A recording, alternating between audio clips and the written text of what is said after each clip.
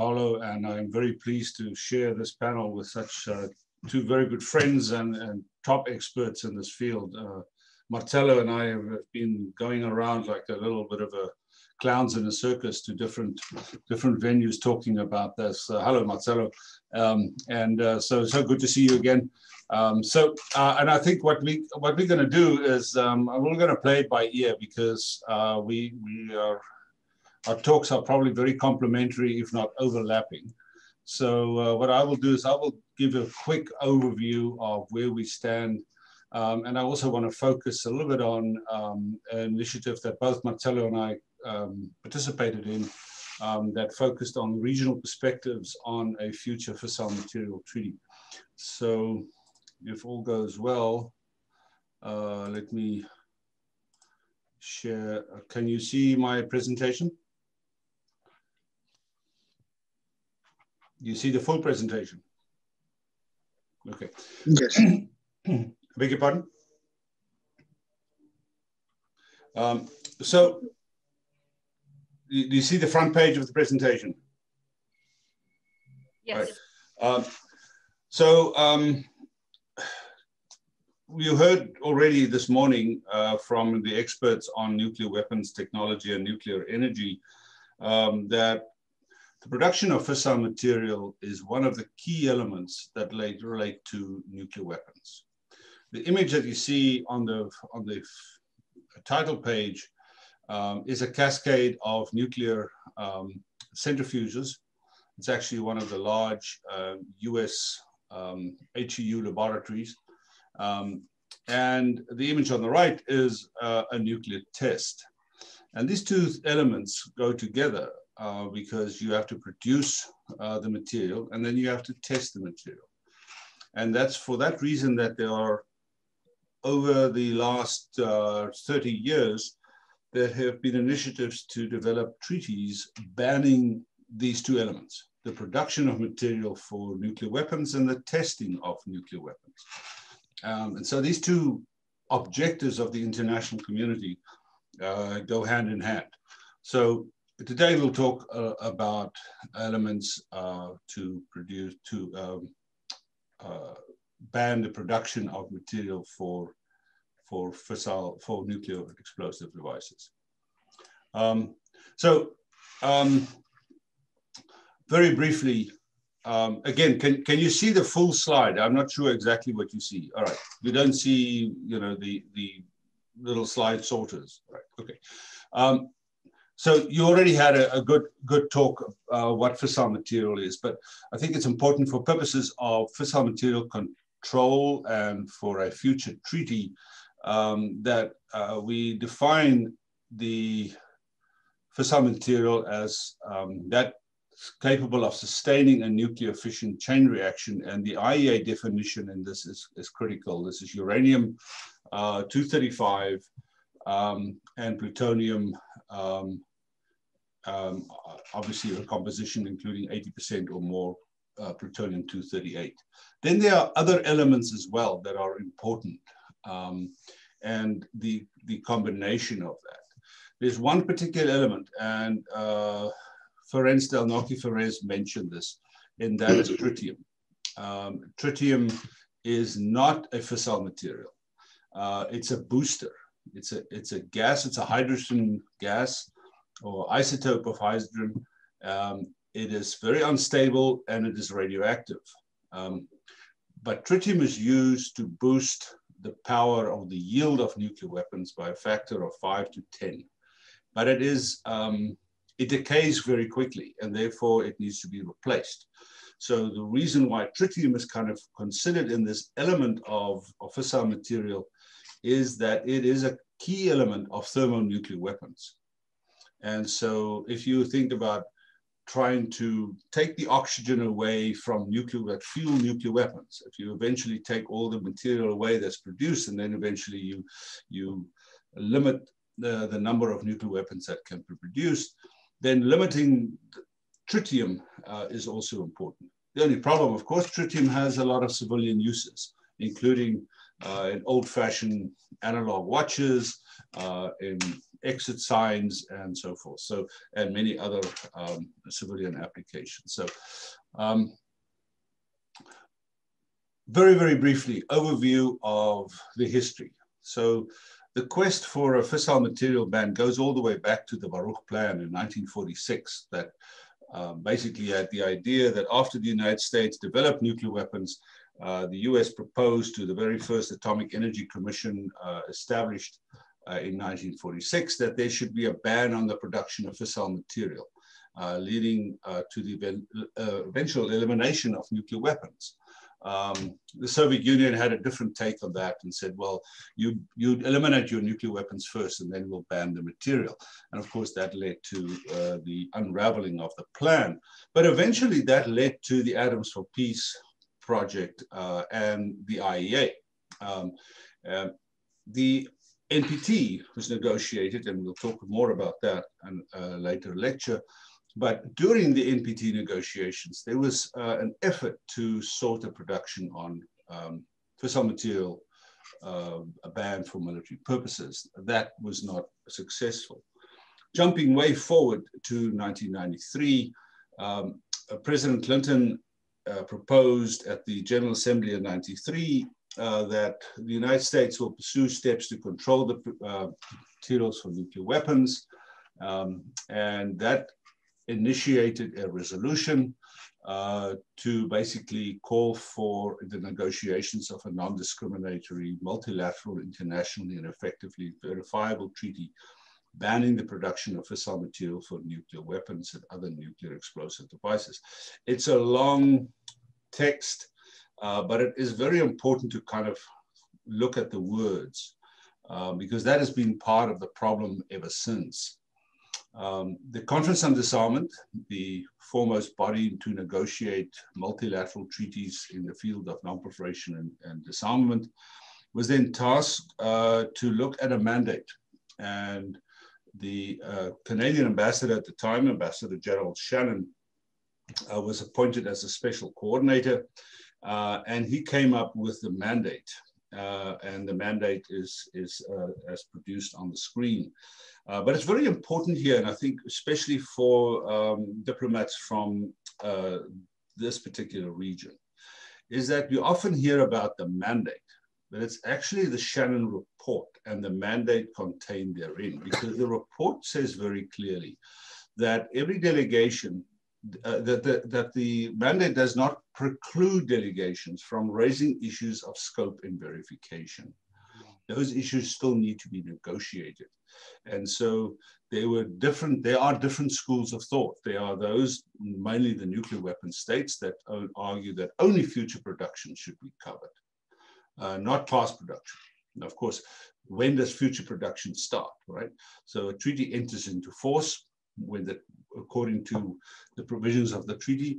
Well, what happens between the signature of the treaty and the entry into force? If you take the CTBT, 25 years almost have passed between that. An awful lot of material can be produced. Another school of thought is that all past production should be included. Some even believe past production of material in current weapons. Others believe that not only the production, past or future, but also the management of the material that should be covered.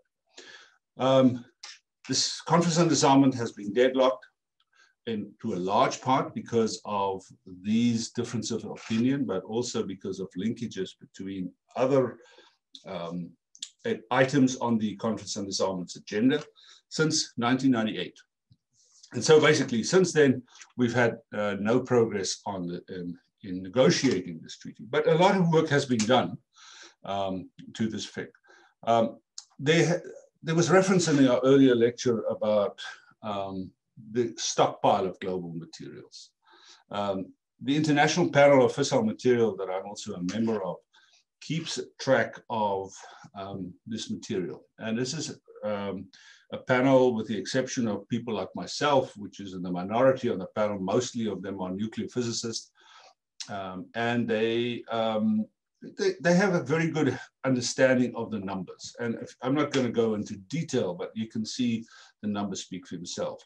Let me just summarize that there is estimated to be 1,335 metric tons of HEU in the world, of which less than 15 metric tons is in the stockpiles of non-nuclear weapon states. There are 520 tons of plutonium, of which 310 metric tons is in civilian custody. Most of that is Japanese plutonium. A large part of that is Japanese plutonium that is in France, because that's where the plutonium is being reprocessed. Estimated the amount to produce for plutonium for a nuclear weapon is about 3 to 5 kilograms. It's the size of a baseball. For HEU, for a nuclear weapon, it's about 15 kilograms. So if you do the calculations, you will find that the stockpile, and this is not what's in weapons, this is what is stockpiled outside of weapons, right? So estimated the material currently reserved for weapons is equivalent of about 200,000 nuclear warheads. So it's really important that something needs to be done about this material, and that no more material should be used. At the same time, we need to make sure that the material that came out of weapons as weapons have been downgraded, dismantled, are not again used for nuclear weapons in the future. Just a quick map. I think there was a question earlier also about civilian HEU. So there's large quantities of civilian HEU in the world. There's a drive to eliminate that HEU, and as you can see, your particular region is clear of HEU, which is a very good thing. And I'm sure Marcelo will also talk a little bit later about naval reactors, which is an important initiative that's going on at the moment. So why an FMCT? Well, to achieve the NPT's goals, to reinforce non-proliferation commitments by all states. As you may know, all non-nuclear weapon states party to the NPT are subject to safeguards. Non-nuclear weapon states are not. Under a fissile material treaty, all states will be subject to safeguards to prevent production of fissile material for nuclear purposes. It should, in my view, be a goal to irreversibly reduce weapon stocks. I just showed you the figures. There should be national monitoring and safety of stockpiled fissile material, and of course also to verify that the material will not be used again. Let me just say that, again, without going into too much detail, but less than 5% of all the global HEU stocks and roughly half of the global plutonium are currently under IAEA safeguards. So that is the problem that we have. We're not talking about that the problem, there's large HEU stocks in civilian quantities, there's large plutonium stocks in civilian quantities. All of those stocks are under IAEA safeguards. We are talking about the stuff that's not under IAEA safeguards. And that is 95% of the current stocks. It is pretty concerning if you think that the last US nuclear posture review, the nuclear posture review of the United States is basically the nuclear weapons policy of the current US administration. Every president comes in and adopts a new posture. So the last one was adopted under President Trump. And I'm not going to go into all the detail, but it basically indicated that it's now clear that the United States must have sufficient research, design, and development and production capacity to support the sustainment and replacement of its nuclear forces. And it referred to the production of plutonium pits. Plutonium pit is the core of a nuclear weapon. The Russian system is less transparent. But it is expected that Russia is in the same situation. So despite all this material, production in certain cases continue. there's also deep concern that production, for instance, in Pakistan it continues at a rapid pace to ensure parity with India. Many initiatives have been taken over the years to draft treaties, despite the deadlock in the Conference on Disarmament. And you are welcome to look at some of these. Tom Shea from the IEA drafted a very comprehensive treaty. And the International Panel of Fissile Material also had a treaty. And then I'm sure Marcelo will talk about Brazil tabled a framework agreement model in the CD in 2010, which is a very interesting concept as well. Then I'm going to leave this to Marcelo to talk about, but the General Assembly established a number of initiatives to try and facilitate negotiations on the treaty. They appointed a group of governmental experts, and then there was a high-level fissile material expert preparatory committee, and they produced 2 reports that are very, very comprehensive. And so these 2, if you are at all interested in this field, these are definitely reports that you should look at, but I warn you that it'll take you a while to work through them and to make any sense of them, because they are typically UN documents. These are just some of the basic undertakings. Let me briefly talk about a few of the big problem cases. One is the scope, and that is whether a future treaty should only include future production, past production, or what about production prior to entry into force between when the treaty is negotiated and when the treaty enters into force. And so that, I think, is one of the key challenges that the future negotiators will have to face. So, as I mentioned earlier, many non-nuclear weapon states, in particular from the Latin American Caribbean region, believe that the use of pre-existing stock should also be constrained. I kind of look at this as a hole in the boat. All right, so you cannot get the water out of a boat without plugging the hole, because if you don't, the water will just keep coming back. So if you don't plug, the plug in this is to make sure that past production is included, because otherwise you don't have to worry about future production, because you have enough in stockpile that will keep you going for a long time.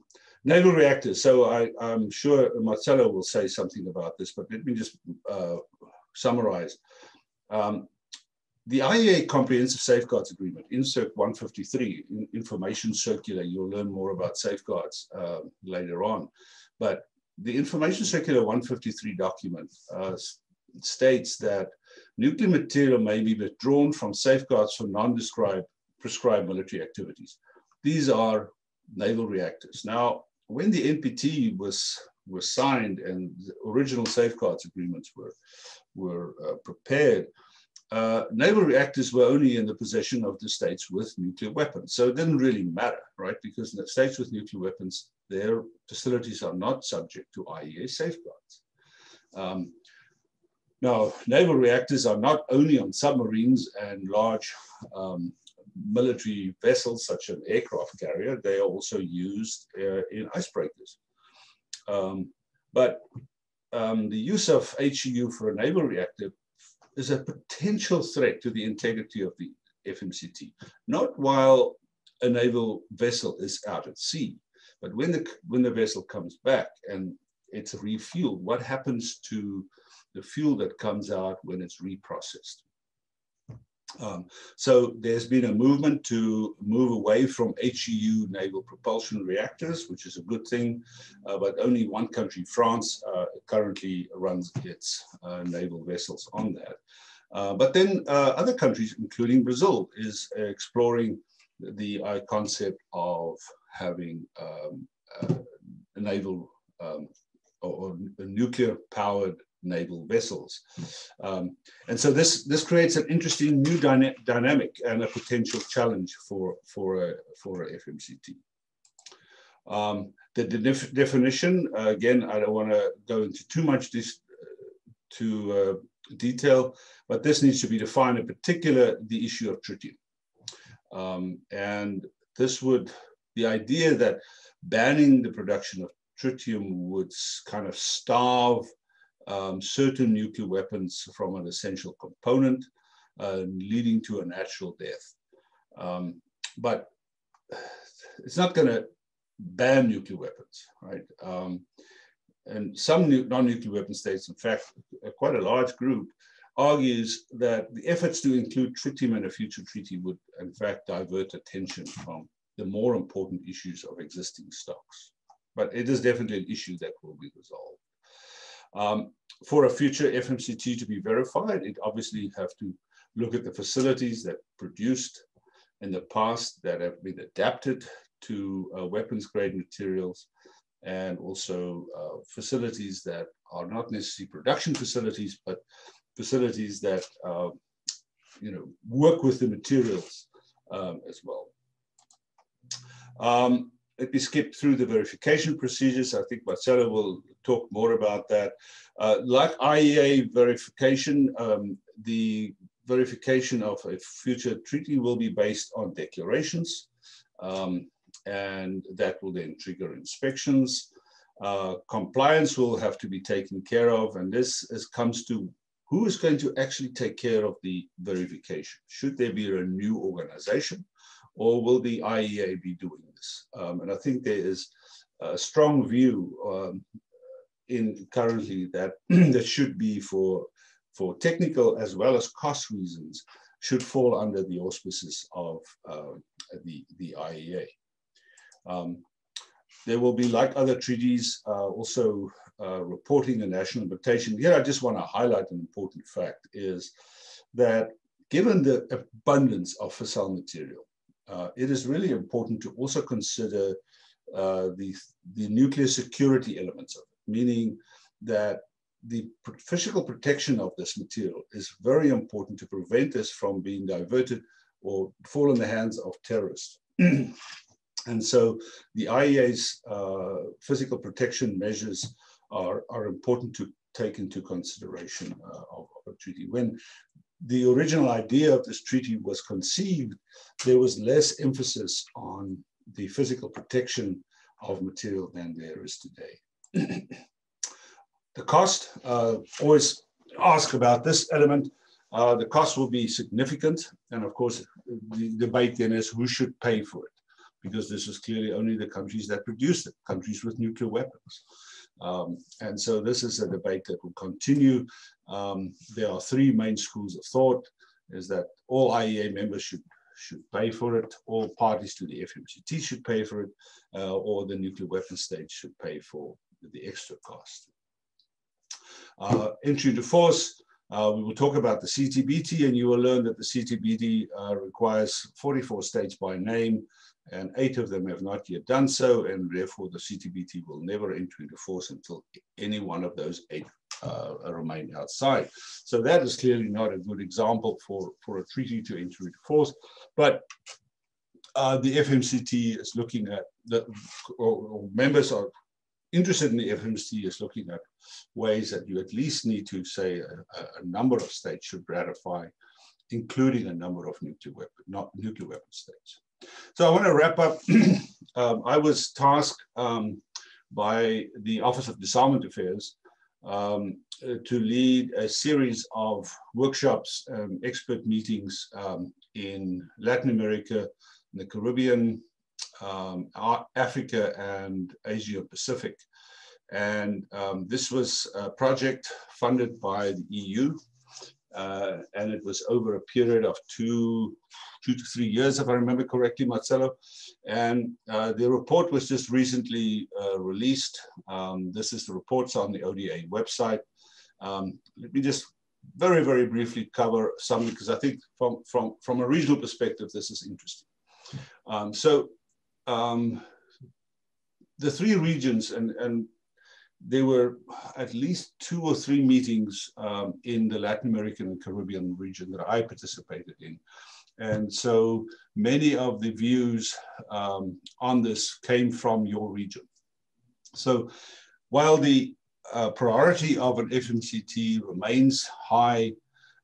It is less important for countries in your region and others of the South than the TPNW, nuclear disarmament, CTBT, and nuclear weapon-free zone. Someone remarked that past treaties that were negotiated during arms control springtime still bind states even in wintertime, but arms control spring will return. I'm not too sure. Dr. Nikolai Sokov will talk to you next week about arms control, and the picture is rather bleak. Then some view also that there should be realistic expectations. If the nuclear weapon states, and I'm talking about nuclear weapon states in a broader definition, including India, Pakistan, Israel, and North Korea, are not committed to this treaty, there will be no sense of having such a treaty. But if it is to be relevant, it should have a disarmament character. And so for that reason, scope should include past production of fissile material. There was also the consideration, what is the role of regional organizations? And it was found that actually quite limited. There's a lack of capacity and resources. There's different priorities. So for instance, CELAC and CARICOM in your region is focused more on the TPNW, CTBT, small arms. FMCT is not really a priority. In the Asia Pacific area, there are of course 4 nuclear states, India, Pakistan, North Korea, and China. And that obviously creates a problem. And if you consider actually the United States as a Pacific state as well. In that part of the world, organizations such as ASEAN and Shanghai Cooperation Organization, the Pacific Island Forum, it focuses more on nuclear weapon-free zones than on this. Then to wrap it up, I think one of the biggest problems here is not only the scope of a future treaty, but where it's being negotiated. And the Conference on Disarmament has been deadlocked for 23 years. And some recent initiatives, some are not that recent, but the Mine Ban Treaty, the so-called Ottawa Treaty, the Cluster Munitions Treaty, and most recently the TPNW, suggest that diplomatic conferences or negotiations in the context of the General Assembly are far more desirable, especially for countries that are not members of the CD. In the Latin American, Caribbean region, the majority of states are not members of the CD. I remember attending a meeting in the Caribbean where one of the delegates asked me, he said, why do you want us to participate in this? Because we're not members of the CD, so what can we do? And I think that is a really important factor. If you're familiar with the CD, the rules of procedure basically give every one of the 65 members of the CD a veto.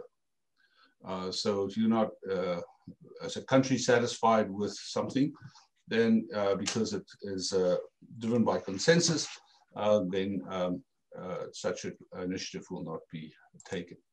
Again, the scope and purpose, the relevancy is questioned 25 years after the mandate was designed. All 3 regions felt that future treaties should have both nuclear non-proliferation and nuclear disarmament objectives, and that there is, especially in Latin America and the Caribbean and Africa, is that a strong emphasis that a future treaty should include material declared as access for military needs. Verification, I think there's overall agreement that the IEA should be responsible for the verification system, and that the entry into force should not be based on the CTBT model. So, conclusion. Clearly, a CTBT and an FMCT, a future CT, will strengthen the non-proliferation regime. I am convinced that there should be a group of scientific experts that also work on this field. In the CTBT context, such a group worked for 20 years that eventually established the international monitoring system. And I think similarly, such a group of scientific experts could keep the candle burning, put it that way, until there's political determination to have a treaty. Of course, it must have a disarmament and non-proliferation element, but I believe, honestly, that it is no longer a priority, and I would like to hear from Marcelo what he says about that. I think it's become a victim of time and of the CD, and the longer it takes for the CTBT to enter into force, the longer it takes for this treaty. If you think that it took it took more than 20 years to negotiate the CTBT. The treaty has not been able to enter into force for 25 years. We've not even reached the point for a FMCT. How long will it take for that treaty to enter into force? And the final point is always a bit controversial, and I throw this out in the context of your region. The Treaty on the Prohibition of Nuclear Weapons have created this kind of a leapfrog over the CTBT and FMCT. Both these treaties were considered as step-by-step approaches to the eventual elimination of nuclear weapons, right? So you cut off the ability to test, you cut off the ability to produce, and the idea is that eventually you will then get to the point of elimination.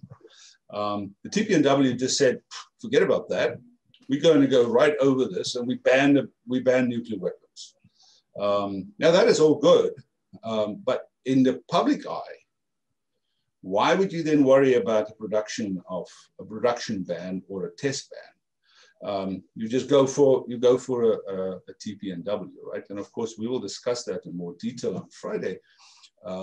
So if you look at the TPNW, you have to look at the CTBT and a future FMCT as the two key elements that support that treaty in terms of verification, right? Because the TPNW cannot verify testing. The TPNW cannot verify production. So these are sort of three treaties that can actually work very, very well together. I'm going to stop there. Thank you very much. Yeah, no, let me first to thank you and you and the Middelburg Institute for the kind invitation. Also, I'm thankful to the Mexican MFA and particularly to Paola, yeah, to another invitation to participate in this exercise. I think I commend you both for organizing this seminar. I think it's most useful to provide the overview for Latin Americans diplomat on subjects that are not very easy to understand. They are not on the international agenda. So as you said, Jean, in the beginning, I think our presentations mostly overlap. So I will try to improvise a new song here, perhaps to pick up some questions in my presentation that were not sufficiently dealt with by you in yours. And then perhaps I try to provide an overview about Brazil's proposal for a framework agreement, which was tabled in the Conference of Disarmament in 2010. And I provide a new version when I was member of the international high-level expert group on the FMT/FMCT. So I will try to share my presentation just to pick up some questions that were not sufficiently addressed by you. So let me hear. So.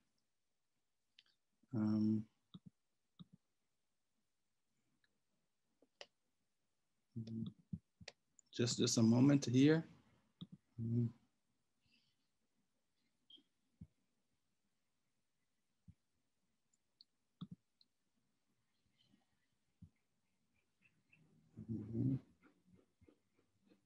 So I have been having problem too, but anyhow, let me without my presentation.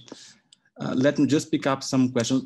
First of all, the issue of the FMCT is one of the 4 core issues at the CCCD, and the other 3 are the prevention of arms race in the outer space. The second one is the negative security assurance, and the third one is a convention on nuclear disarmament. So for many delegations, those 4 issues are, I would say, interlinked. So they are not able to make progress in one if you do not consider the other. So that make things at the CD even more difficult. Yeah. I look also to one point that I'd like to underline is about the fissile material definitions. Yeah, depending on the definition that the treaty will choose, will have impacts on perhaps the level of assurance provided by the verification regime treaty parties to meet their obligations. Also, the credibility of the treaty will be impact if we are going to serve both the purpose of non-proliferation and disarmament. And also that one thing that we will raise in our presentation, the costs of the treaty, the cost of the verification mechanism will be huge. It will hinge on the definitions of the fissile material. Yeah. Some questions that did not command consensus in the high-level expert group of FMCT and FMT, which had meetings in Geneva 2017 and 2018. Yeah, so you mentioned the scope of the treaty, the pre-existing stocks or the future stocks, but there are also other burning questions. Yeah. Will, for instance, the verification also cover facility that produce fuel for naval reactors? This is a point, because many countries they have facilities that produce fissile material for military purpose, and also meaning I'd say nuclear weapons and nuclear weapons device, but also for fuel for naval reactors. So how can we have a verification that cover both dimensions of fissile material production? How to address the issue of irreversibility of the release materials? Yeah. Will closed military material production facilities be subject to the treaty? Yeah. Should the treaty cover the entire fuel cycle related to the production of highly enriched and weapons-grade plutonium, or rather focus on the specific activities where weapons usability becomes more likely and practical? Yeah. How to deal with the case where military and civilian productions facilities overlapped, as I mentioned before. One point that also triggered a lot of heated discussion is about the institutional questions. Yeah, should the verification activities be carried out by the IEA, by an independent organization, FMCTO, or by a hybrid mechanism, IEA and the FMCT Board of Governors? I think it's worth mentioning that there is a nuclear armed state that will just consider a FMCT treaty if the verification activities will be carried out by FMCTO. So that will double the verification activity that have been carried out by the IEA for the overwhelming majorities of countries. Yeah. So this is was a very difficult point in the discussions in Geneva. Well, let me try now to perhaps provide you an overview about Brazil's proposal in the CG, yeah, was tabled in 1988, yeah, and I provided a new version on 2017, 2018, yeah. It is a attempt, I would say, to combine the both scopes, yeah. As John pointed out, for more than 2 decades now, 23 years now, the CG has been unable to reach consensus on a program of work, mostly on the grounds of the nature of the treaty on fissile material. Depending on the views on the scope, yeah, that it might cover. Now, it has been referred either as a fissile material treaty, that is a treaty that covers the past production, or fissile materials cutoff treaty. The idea of tabling a short concept paper was nurtured against the backdrop, yeah, of the Shannon mandate that Jean alluded to, yeah. It is noteworthy that the Shannon mandate did not spell out any particular structure of the treaty, yeah. So in light of these considerations, Brazil tabled a so-called framework agreement. To put it simply, the framework agreement model proposed a very broad, simple, and general structure, yeah, that would preserve each and every delegation's position on this issue, yeah. I shall observing that it is my personal view that today's international environment is remarkably different from that of 1995, the time of the Shannon mandate. But its assessment, yeah, report remains valid in what refers to the essential divergence of views, including the scope of such a treaty. The framework agreement is limited to the architecture of the treaty because we cannot, at this stage, go beyond that. In fact, the challenge before us is to give assurance that the treaty will actually correspond to general aspiration of a legal instrument that is non-discriminatory, multilateral, and international, and effectively verifiable. So let me share. So what is the main tenet? So I think this model is comprised of a framework or a umbrella treaty and two or more protocols. Yeah, the umbrella treaty would contain provisions on objectives, definitions, and the usual final clauses, such as entry into force, depositary amendments, as well as modality for participation of states. The treaty would provide an agreed mechanism to develop the two protocols in a systematic manner through a scheduled negotiation process involving state parties. It will also include a regular review, reporting, and implementation assessment. Yeah, under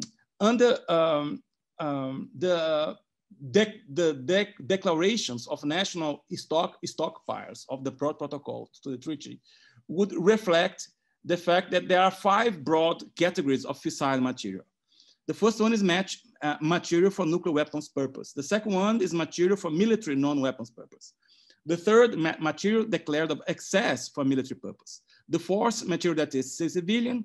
And finally, the fifth one is material that has been disposed of.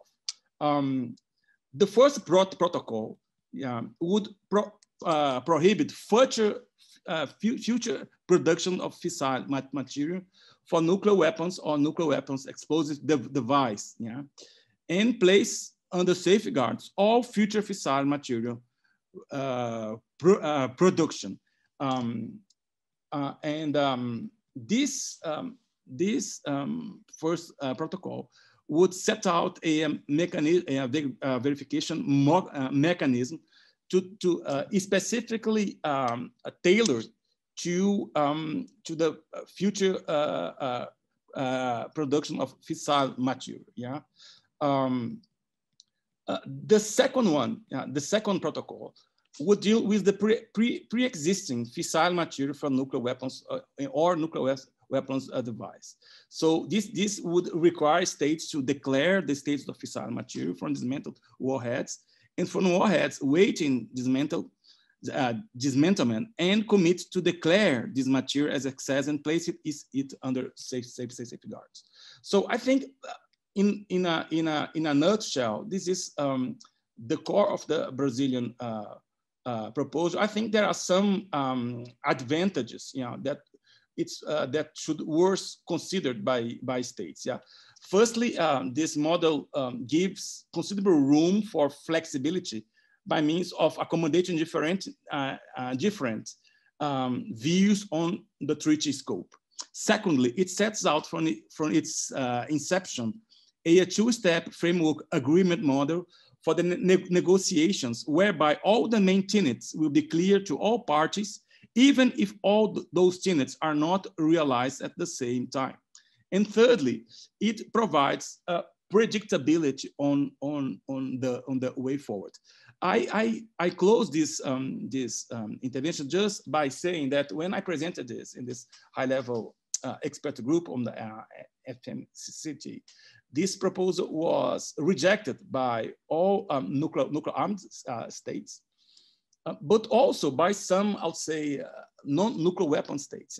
Well, the first category of states claimed that they were not, let's say, on the condition to accept a treaty that covered the past production. But interestingly enough, some non-nuclear weapon states said that, well, Marcelo, this is a very good idea, but you know, there is a danger that the non-nuclear weapon state will go just for the first protocol and will ignore the implementation of the second one, which deals with pre-existing stocks. Well, my response to those allegations is that, well, the main focus from this model is to break up I'd say a deadlock in the CD, and at least, you know, should the nuclear weapon states adopt this model, they will be legally committed to pursue the second protocol. So those are my remarks. I'm more than glad to answer your question in the final in the final session of this panel. Thank you. Yeah. It's a pleasure.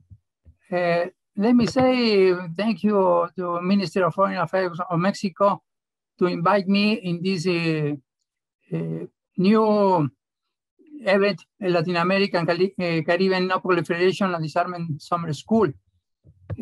I know that all the participants are diplomatics, probably in Mexico, and it will be very good for the Mexican people to find this kind of young people. Okay, I will have a presentation to use. Some question is presented by Jan.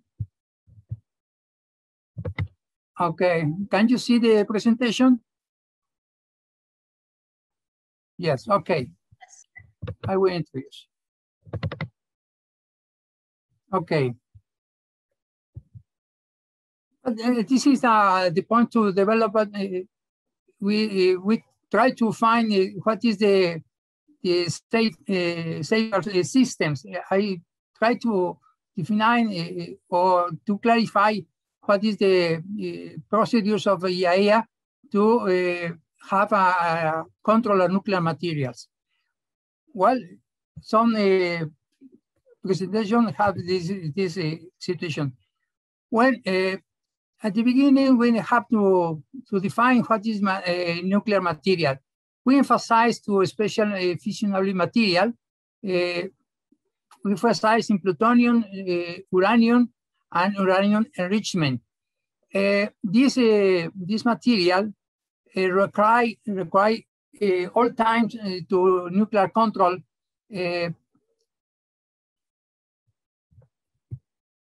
these materials are defined at the IAEA statutes in the Article 20, paragraph 3, and says that all the material, natural and depleted, and in the form of metal, alloy, chemical, compounds, or concentrate. This has the uranium in the form of natural uranium, or in the left, you can find the uranium ore, name it a yellow cake, or solidified uranium EFC in glass ampoule, or uranium in fuel pellets for the reactors, or uranium metal. All of them will include in fissile material. But the uranium we can find in other uses. For example, in the medical sector, we can find depleted uranium in shielded or radiation containment instruments, like the teletherapy, brachytherapy, or scanner units. But in other uses, electron microscope laboratories, we can find contrast stains containing uranium solutions. The thorium is another elements that we have nuclear control. You can find this thorium in different forms. It's an application in various products and process into ceramics, metal, chemical, and electronic industry. It's used in declining over time radiotoxicity and increasing concerning many applications. The plutonium is not an element in the natural element, but is producing a radioactive element requires sophisticated technology like the reactors. Is expensive and difficult to handle. It is impossible to have a small quantity of element and to find in your hand to other places. You need a special transport to make this movement of the plutonium. Non-nuclear application of plutonium isotopes are limited. What about the radioactive sources? Yes, these radioactive like cesium, cobalt, polonium, strontium containing radioactive sources is not considered a nuclear material subject to safeguards of IAEA. This is a special chart that include all the procedures to obtain the plutonium and the or uranium, enrichment uranium. What is the more material, nuclear material in control? Is in the nuclear reactors. You can see in this chart that the nuclear reactors is around 400 more or less in around the world. In Latin America, we have nuclear reactors in Argentina, Brazil, and Mexico. And the rest is in North America, Europe, and Asia. You can see in this chart, for example, the United States has 96 reactors in operation, 2 in processing of in construction. Canada has 19. Pakistan, China, Japan, France, South Korea, Russia, Ukraine, all of them has reactors in operation, but we emphasize that in construction we have many countries in new installations for nuclear reactors. The principal is China. China today has 11 reactors in construction. Russia has 4, Ukraine 2, Pakistan 2, and in Latin America, Argentina has 1, and Brazil another 1. And there are another countries that is try to implement a new reactors in order to have a new possibility for production of nuclear electricity. What about the nuclear research reactors? This is another possibility to have a plutonium or uranium enrichment. For example, we have around the world 863 reactors in different situations. But in operation, we have at this time around 400 more or less in operation now. What about the story of the use of nuclear energy in relation to the control of nuclear materials? Obviously, all of this history is in relation with non-proliferation and the prohibition of nuclear weapons. I made this chart in order to check what about the history in about nuclear materials. For example, in 1945, USA's use a nuclear weapons. That is the first situation that the humanity knows the use of the nuclear power. Plan Baruch offers a new possibility to control the nuclear power, but it's not accepted directly because they want to control all the uses, military and in passive uses. In 1949, Russia tested a nuclear weapon, and then in 1952, UK tested another nuclear weapon. But in 1953, it's a special situation because the USA offered Atoms for Peace proposal because they proposed to have a new agency, international agency, to control the uses of nuclear materials. In 1957, it established the IAEA. Today is very important to nuclear control of material. France stands in 1916. It's a nuclear weapon, and the first international system of control is established in 1971. In that document, you can see the initial system of safeguards of IAEA. The expansion of this system is made in a period of time, 1965 to 68. Is covered in the document Info 66. You can find this document at the IAEA page way. In 1977, 67 is made a Latin American nuclear weapon-free zone, named Tratado de Tlatelolco. And in 1968 is signed the NPT for signature. This is the last effects for the first situation of the humanity knows the nuclear power. More effects. The first is towards Atoms for Peace. President Eisenhower of USA, speech at the UN in December in 1953, and they say to propose an international agency for atomic energy under the umbrella of United Nations.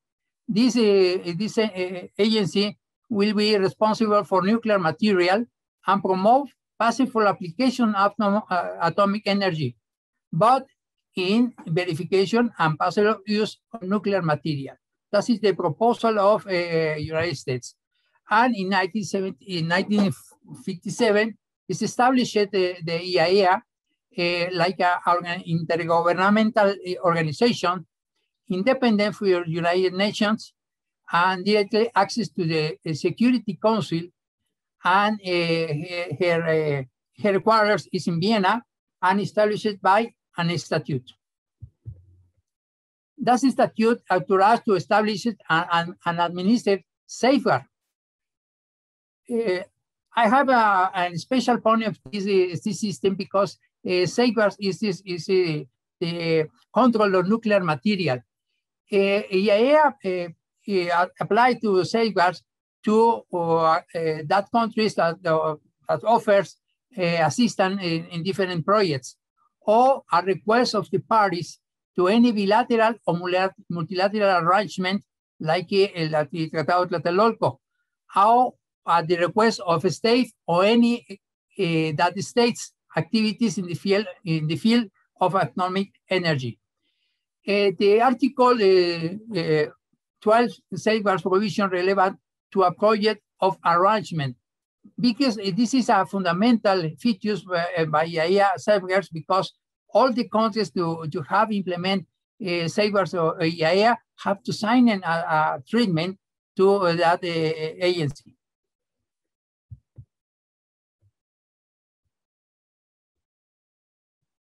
Obviously, all the application of safeguard must to be agreed to by a state. It's not an obligation to UN or in the IAEA to apply safeguards. It's obviously, if you have signed an agreement, a trade, you have applied the same. There are minimum states that don't have this agreement to IAEA. The safeguards IAEA is applied by different forms. For example, a membership in IAEA does not require acceptance of safeguards. Some special, some new states that are right to accept the IAEA membership don't have at this time safeguards agreement, but in the time they have to negotiate this agreement. The IAEA safeguards is possible in non-members, for example, North Korea sometimes, and Taiwan is applied in the safeguards. The implementation of safeguards requires a consent of the state. It's not self-executing. The voluntary undertaking, for example, in South Africa, Security Council Chapter 7 action, for example, in Iraq, or safeguard agreement. What is a safeguard agreement? This is an international treaty. It's subject to board approval. It's signed by a state or the general director of IAEA, enter into force upon signature or when the IAEA receive a notification by the state that is requirement of the entry into force and establish it in the country. Can be implemented provisionally pending in the force. Obviously, they have to negotiate this situation. We have three types of safeguards agreements. The first one is item specific. For example, India, Israel, and Pakistan decides to this document to apply the certain agreements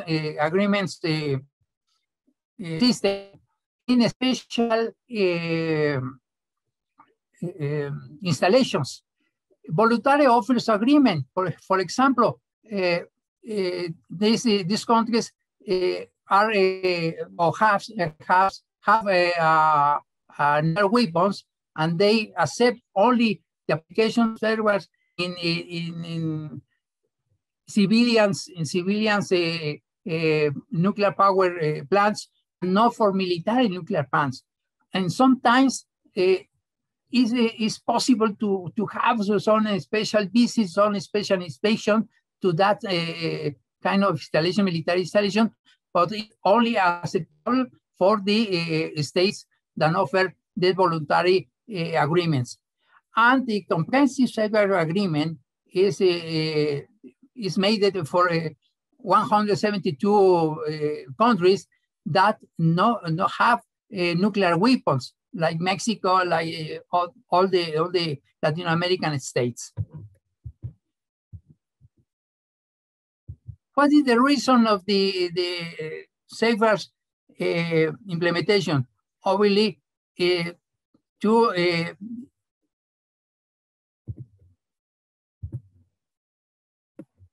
okay.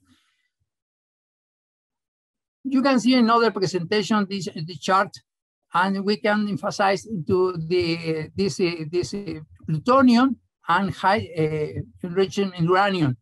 This plutonium is coming for the reactors. they send the spent fuel storage and then for the reprocessing. In this reprocessing part, we obtain the plutonium. And the other possibility for weaponization is to make the enrichment directly to high enrichment uranium and send to producing the nuclear weapons. Obviously, the principal main of the IAEA safeguard is to emphasize in the control of this plutonium and in this uranium, high enrichment uranium.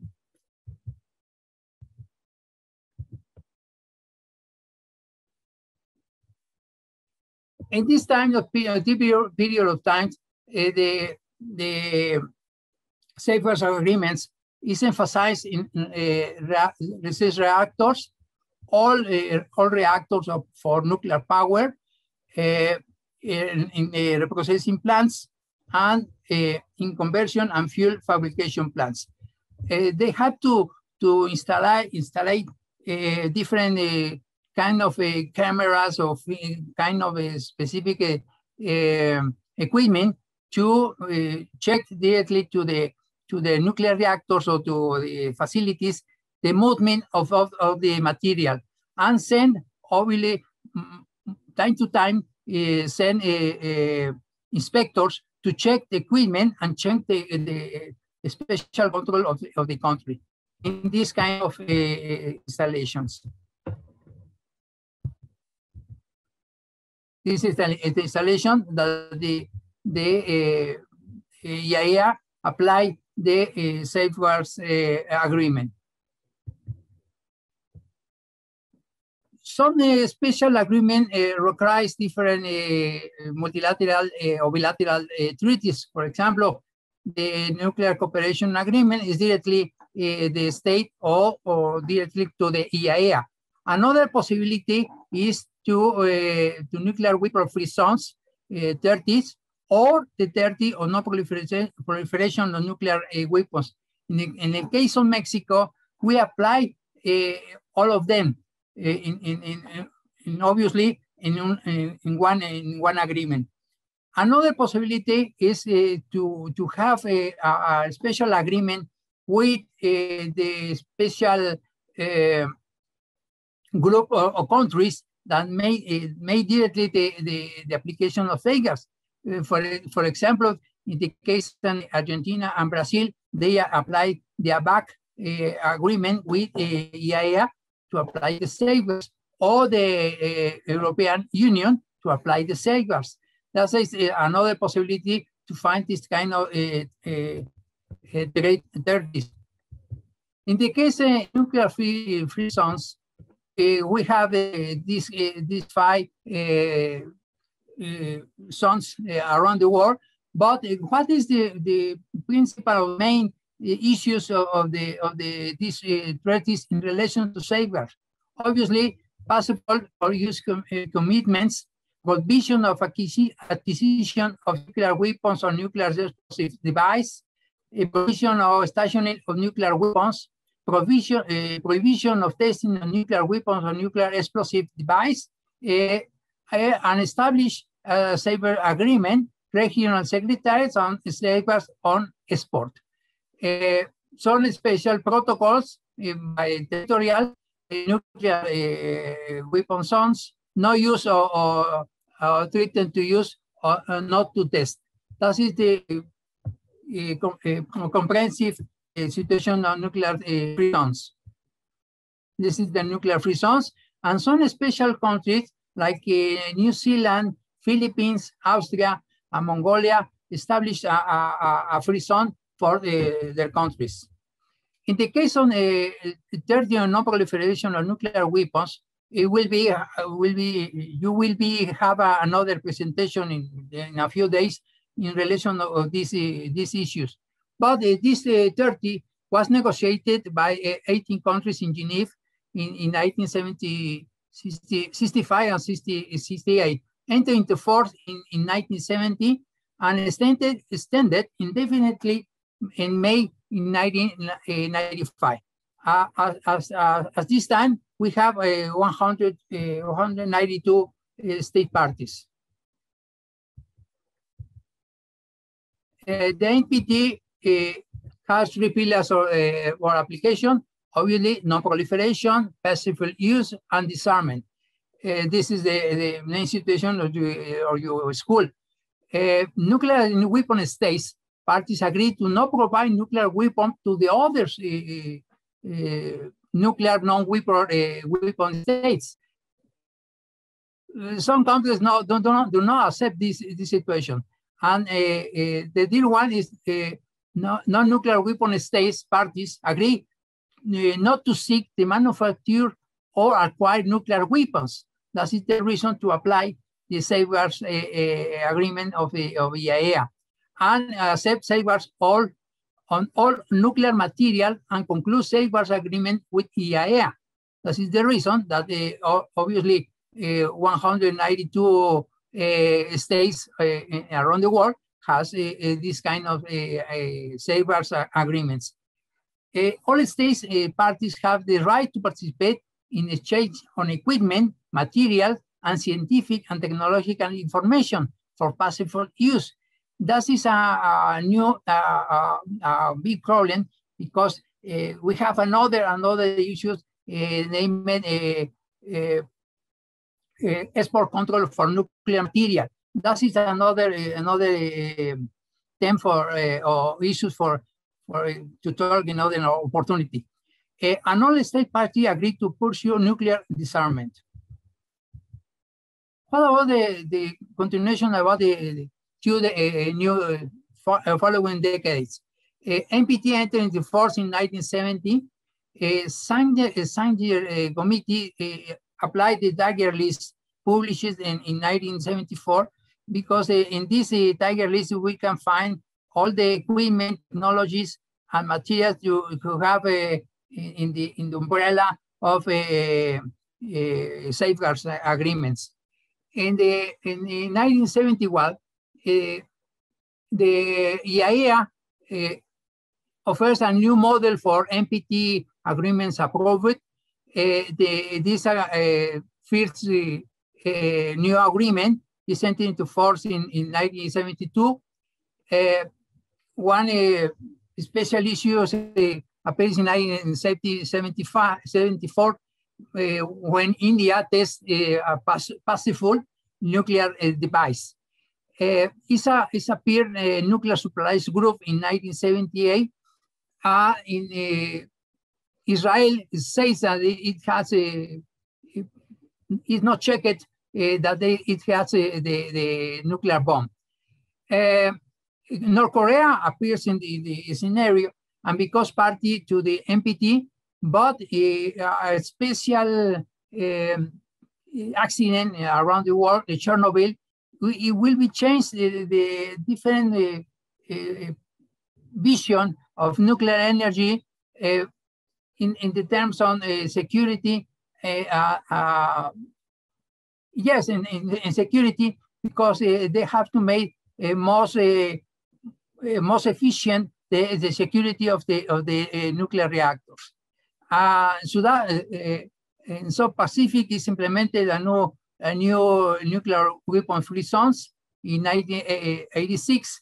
Iraq in 1990, Iraq invaded Kuwait, and NPT, the full review of the conference of NPT, will have made in 1990, and IAEA start strengthening the safeguards in different terms.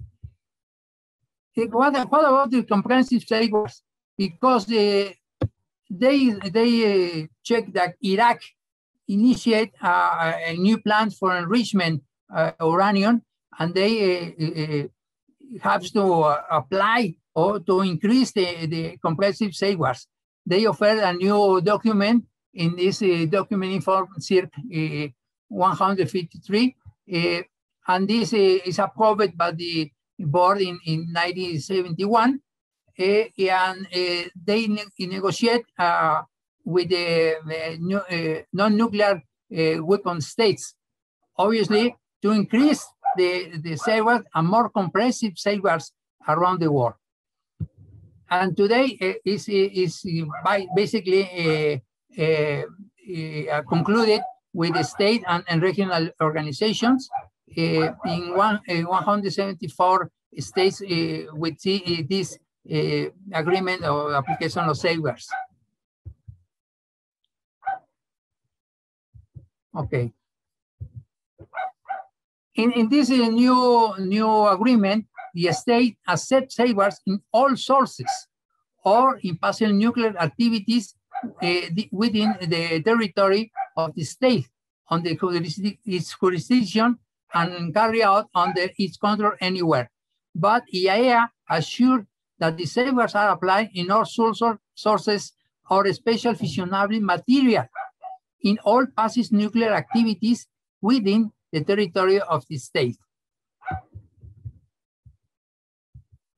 The state have to cooperate with the IAEA, establish a state system of accounting and control nuclear material directly to the nuclear regulatory organization in each state, provide information to IAEA, and provide access to IAEA inspector. This is very common to receive this kind of inspections. In Mexico, we receive around 3 or 4 inspections each year. The IAEA cooperates with the state and maintain confidentiality of information, conduct independent measurements and observation, and take account of technology development.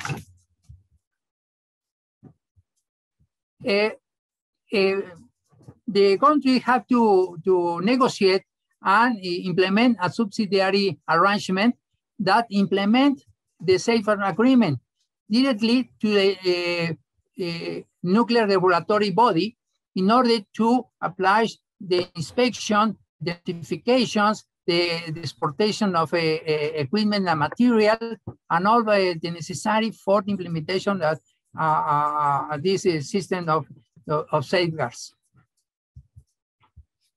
In the case of small quantities, the IAEA has a special agreement that is applied to small countries that don't have not too much nuclear material or fissile material. That is the reason that the IAEA implement a special small quantities protocol. Carlos, one favor, could you please try to wrap up just to have at least 5 minutes for Q&A? Okay. Thank you. Okay. Where is the location that they apply more emphasize these safeguards?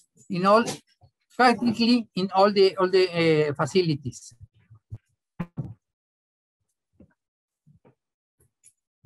Okay.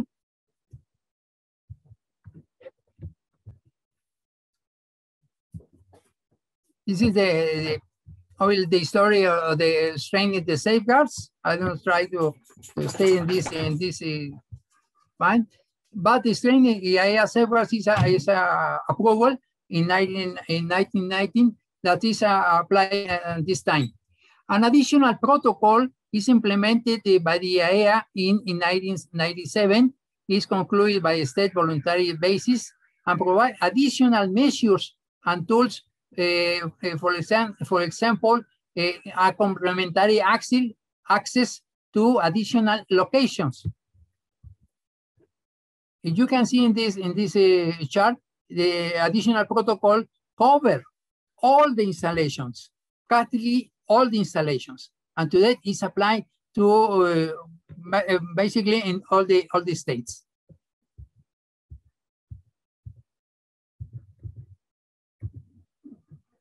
What is the implementation of safeguards or in the state? And you can see, for example, the trade analysis is applied to the export of nuclear material, and in the field activities, the inspections. You can see the kind of inspection that the IAEA applied in the countries. And in the headquarters activities, obviously, they study, analyze the information, all the reports and the countries sent to the IAEA. And this is a chart to compound all the activities of safeguards.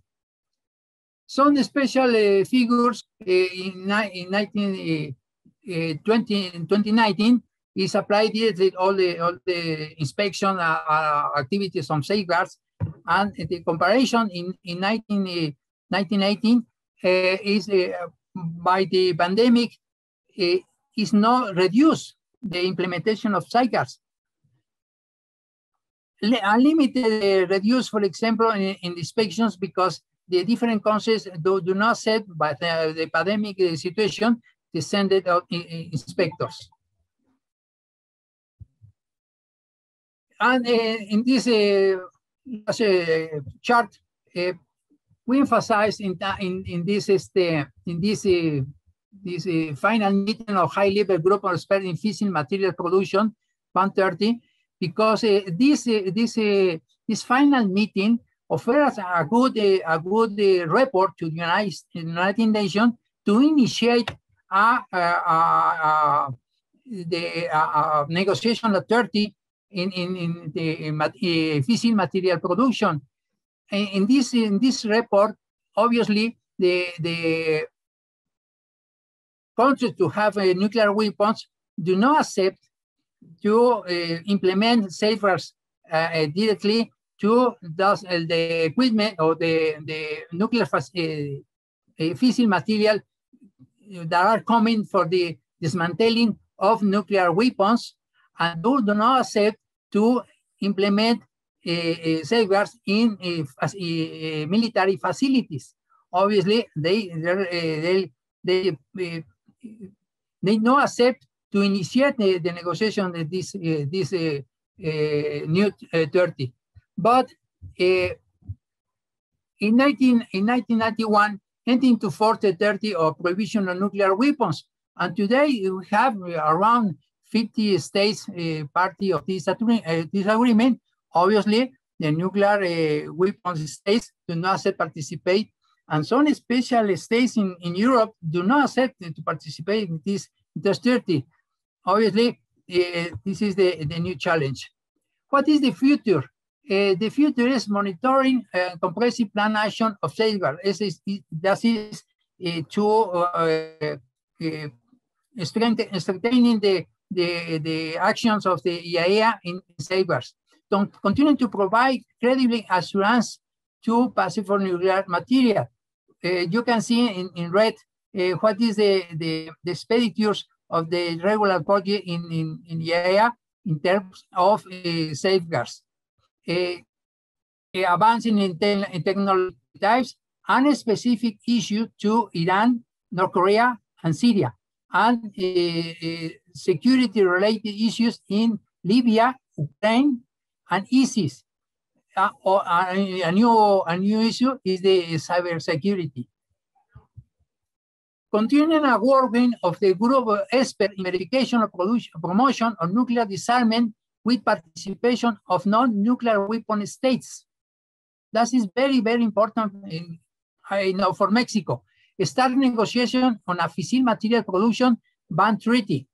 Promote the participation of more countries in a 30 of prohibition of nuclear weapons, and strengthen the IAEA work in North Korea. And obviously, potential the future role of IAEA in disarmament verification, and strengthen the work of the United Nations in action or disarmament and non-proliferation. Thank you. Thank you very much to the three panelists. I think this has been very enlightening, and I hope that all the participants are actually now very excited about what you just heard about. And if you want, please, to participate by posing some questions or comments. We will not have that much time because we are already over time. But if the panelists and the participants could bear with me, I think we can just have 5 minutes. Please raise your hand just to see if there's any questions at this time or any other comment that you would like to make to our panelists. So I'll see, please use the raise a hand feature from Zoom. Okay, let's see. I see none. or it's clear, or so it's not clear. Okay, yes, I have a request from Ricardo Miranda, and after Ricardo, Enrique Delgado. Please, Ricardo. Thank you. Thank you to all the speakers today. It was very interesting to learn about all these regulations and how these treaties were not necessarily that effective or are half effective. On the last point that Professor González made, I was wondering if on the non-proliferation efforts regarding non-state actors and counter-terrorist efforts, if there is actually a framework within IAEA and the Security Council, especially with Committee 1540, that actually is in charge of non-proliferation efforts with non-state actors, and it has all this like baggage of procedures that I think are at some point meeting with everything that we heard today. That's the question I have. Thank you.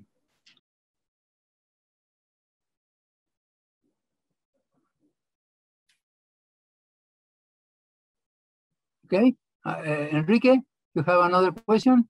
Yes, so we have talked about the differences, but first of all, thank you very much for the presentation. So we have talked about the difference of the NPT, the FMCT, the CTBT, and now the most recent TPNW, as well as how they complement each other, while some such as the FMCT and the CTBT treat step by step the issue of nuclear disarmament. The TPNW treats directly the elimination of nuclear weapons. But effects of nuclear tests, does any of these treaties cover some sort of help to people or the environments that are being affected by nuclear tests and production in any way? Thank you. Is there any other question? Please raise your hand, or otherwise I will give the floor to the panelists to give their closure, their last remarks. Okay, I just have Ricardo, but I think that's an old hand. I don't see any, so I'll just give the floor to our speakers. Yes, Carlos. Okay, in the case of IAEA, they have the contact directly to the Security Council. Let me say some example. In the case of Iran, Iran made a special politic to implement enrichment of uranium. Obviously, it has the intention to get the material for a nuclear weapon. But the Security Council implements some special resolution to Iraq to reduce that plan and to reduce the intention to enrichment uranium. The hand or the arm to implement some inspection directly, it was the IAEA, and the IAEA have to offer all time information to the Security Council to implement some special resolution. That is the relation to the IAEA to Security Council. It's the same situation to North Korea, and it's the same situation for all the countries that do not implement in good form the Safeguards Agreement. And the only institution, only organization around the world to implement obligations or resolution to obligations is the Security Council, no IAEA. The IAEA only stop the cooperation in nuclear uses or other possibilities. No implement resolution for obligations. That's different. Okay. In the case of Enrique, we have different traits or different agreements around the world to implement the non-proliferation, or to implement or to